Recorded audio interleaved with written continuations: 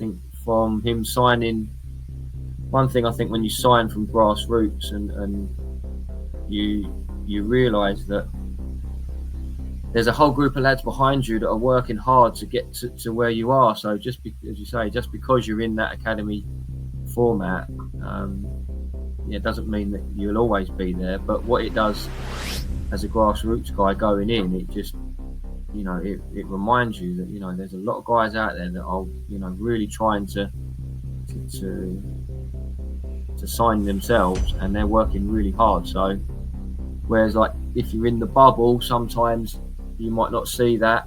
And that's one of the biggest things I think he's recognised as well. So he recognises that he's got to keep working hard, because there's always someone looking to take your place.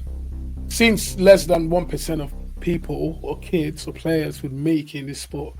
Does it make sense to put so much investment into the sport when we don't even know? Nothing is guaranteed that my son is going to play pro. No one knows. And some would argue, like, does it make sense to put all the sacrifice? What would your answer be to that question? I think it's twofold, really. I mean, firstly, if you don't try, you'll never know. And obviously, if that's what your kid wants to do, then and you can help him to achieve his dream, then I think most parents out there would want to do that. But secondary, I think they learn a real lot. It's the life skills they learn are invaluable. They learn how to be disciplined. They learn how to work hard.